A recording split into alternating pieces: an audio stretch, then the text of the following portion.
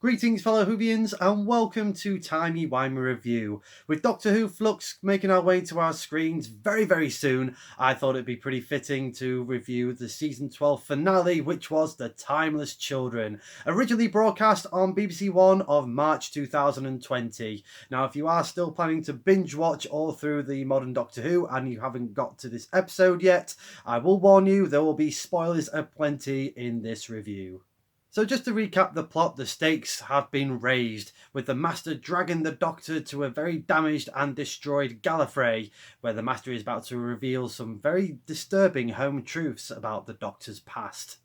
Meanwhile, the Cybermen, led by the lone Cyberman, continue their dominant quest to wipe out the last of the human resistance, with a separated Graham, Yaz and Ryan helping fight the good fight. So, I want to talk about some positives before I talk about the main controversy from this episode. Firstly, how good was Sacha Dhawan as the Master? I really loved his performance and portrayal of this character here. This version of the Master is very unhinged, I think. You know, he's still got the intelligence there that we all know from the Master, but just has those sparks of just randomness where you just don't know what he's going to do, and I just think he's more deadlier than ever, really.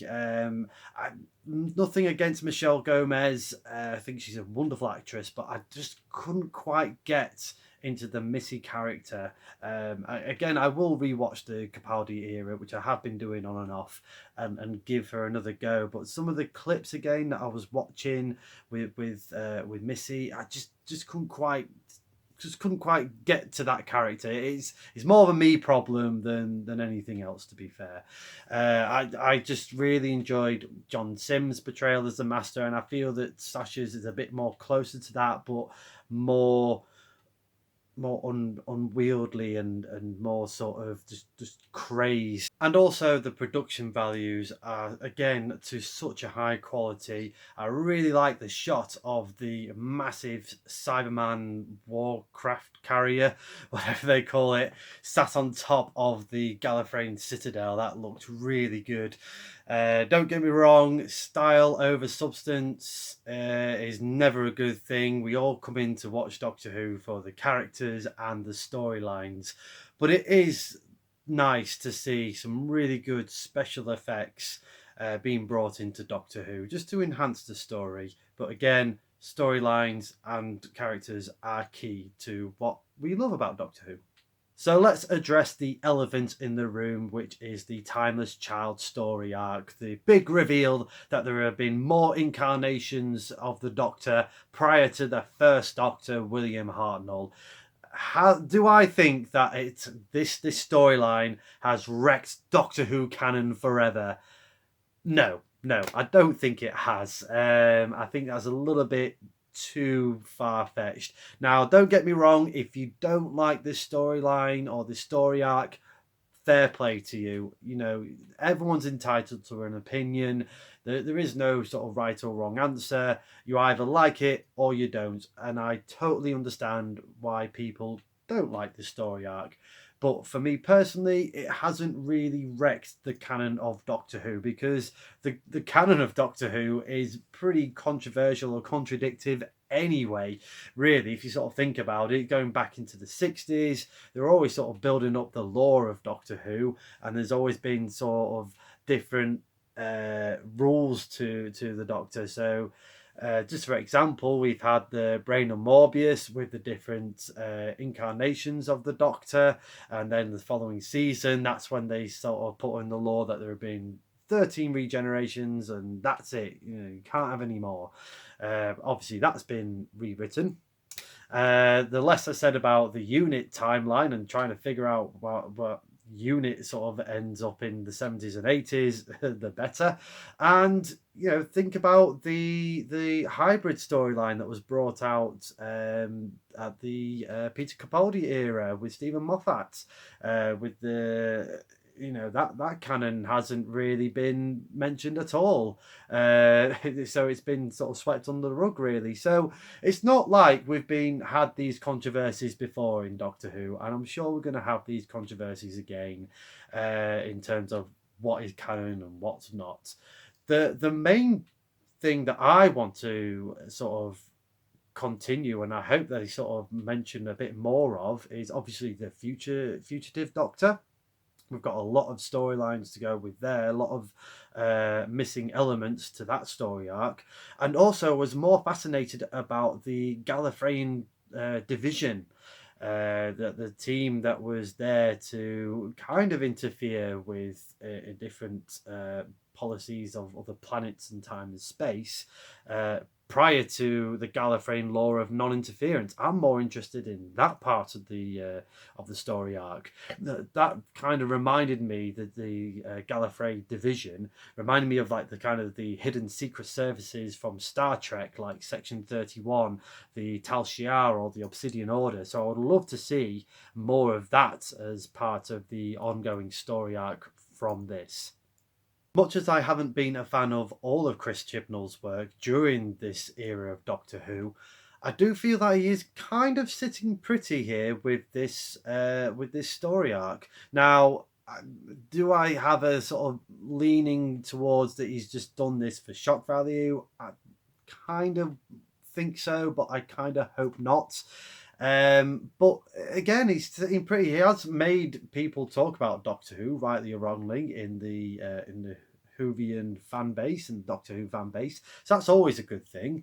And again, I feel like he's sitting pretty because he can either go full throttle with this story arc, or even Russell T Davies can sort of add into his lore into this story arc, or he could just change his mind and just say, no, the Master was lying, or it's the Master that's the timeless child, or something else. The fugitive Doctor could be the Rani, so he can go in different sort of areas. So for me, it's more fascinating to see how this story plays out, and I really do hope they play this out before Jodie regenerates next year, because we do need some answers for this big reveal at the end of the day. So I hope we do get them answers, or at least most of those answers. I did feel in the Timeless Children that after the big plot reveal, that the rest of the story just kind of went a bit weak in comparison. It's just that we had this shock value, and then we kind of like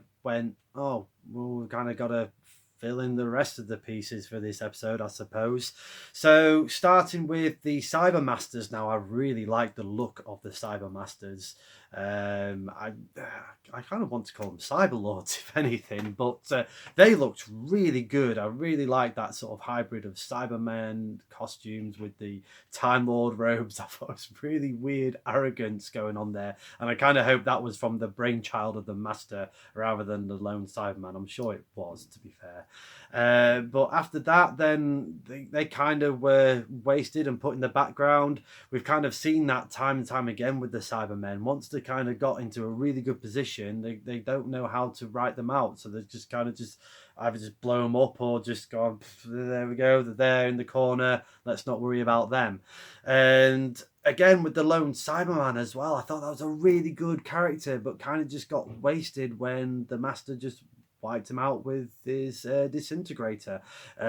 Classic, callback with that. But yeah, I would have liked to have seen the lone Cyberman manage to escape, if anything, rather than just be wiped out, because I had a really good introduction, a really good middle, but just kind of had a bit of a weak ending for his character arc. Same goes with the plot device of Ko Sharmus being used as the scapegoat for the Doctor to wipe out the Cybermasters. I think it would have been better if either Graham or Ryan was the person pulling that trigger.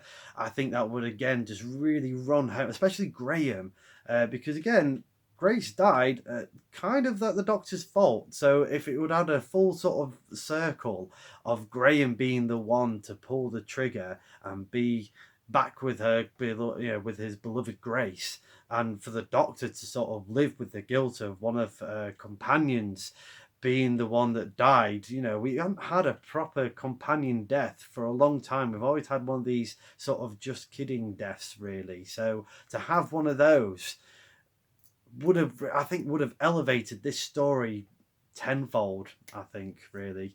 Let me know in the comments, would you have liked to have seen one of the companions make that sacrifice rather than just a generic character?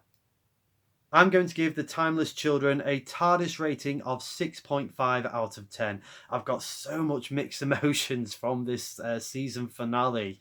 Most of it more towards the good side, because I'm more into the positives, rather than the negatives. I do feel that there's still quite a lot of this story to go. There's still quite a lot of elements that need to be filled out, especially with the big reveal of the Timeless Child. And I really do hope that they nail it in Doctor Who Flux and the 3 specials in 2022. I really do. I want that to happen so much for both Jodie and for Chris.